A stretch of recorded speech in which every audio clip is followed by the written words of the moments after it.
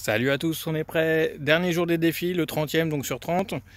Et aujourd'hui, on va faire un petit peu le bilan de ce que j'ai pas dit hier. Hier, j'ai fait le bilan donc des transports et des déchets un petit peu. Et aujourd'hui, on va parler de ce dont je connais le mieux, l'agriculture. Donc je suis Christophe, agriculteur, céréalier, enfin polyculture plutôt, et de plus en plus de cultures sur un même espace. Et donc, je pratique l'agriculture de conservation des sols.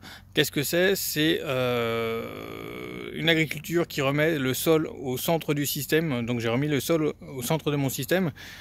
J'ai remplacé le travail mécanique qui était fait avant, donc par des charrues, des déchaumages, etc. Toutes les dents qui travaillaient le sol, par des racines. Voilà, vous voyez ici des racines. Des racines, des racines, des racines. Vous voyez, ça fait un très bon travail de surface. On voit que la terre est grumeleuse. On voit qu'il y a des nodosités de légumineuses, etc. On voit aussi sous le sol, voilà, qu'il y a des... Si je vous montre ça, c'est quoi?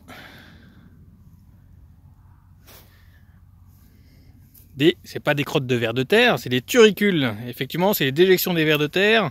Les vers de terre qui font des galeries dans le sol, qui l'aèrent, qui l'enrichissent, etc. Et qui remontent à la surface, du coup, les excédents de terre, enfin la terre qu'ils ont déplacée, et qui sont enrichis. Ces turicules-là sont des pépites d'or, en fait, pour le sol. C'est ça qu'il faut retenir. Le meilleur travail qui peut être fait dans un sol pour le structurer, pour l'enrichir, c'est le travail des vers de terre et des racines. Il ne faut pas oublier ça. À côté de ça, effectivement, on peut compléter que des champignons, nématodes, etc. et toute la petite faune, les insectes, etc. qui existent dans le sol, les micro-organismes qui composent la vie du sol. Tout ce petit monde-là qui est sous nos pieds, qui vit sous nos pieds, c'est lui qui fait le meilleur travail pour le sol. C'est lui qui le fertilise.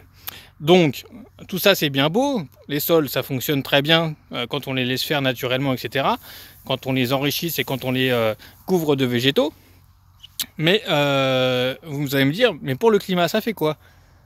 Pour le climat, en fait, des sols qui ne sont plus travaillés mécaniquement, un sol travaillé mécaniquement, c'est un sol qui déstocke du carbone.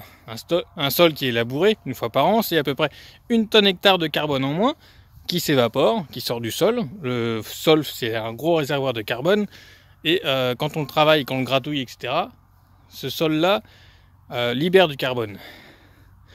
A contrario, le fait de ne plus travailler le sol, de les couvrir totalement, de les protéger du coup des aléas du climat, que ce soit des sécheresses, de les protéger du coup contre l'évaporation de l'eau que le sol contient, le protéger du coup des excès d'eau aussi par leur couverture, et éviter du coup les collets de boue et les érosions de sol, et ne serait-ce aussi que l'érosion par le vent, qui déplace tous les ans des tonnes de terre d'un espace à l'autre.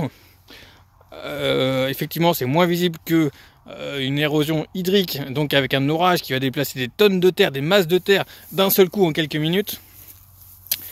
Donc tout ça fait que les sols qui sont structurés, qui sont maintenus par des racines, qui sont toujours verts, vont se mettre à se fertiliser tout seuls, à s'enrichir, à se nourrir, à s'aérer tout seul en fait.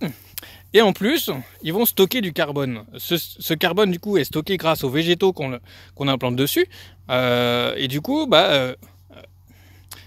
libère, enfin, nettoie l'air du coup de cet excédent et vient le stocker dans le sol.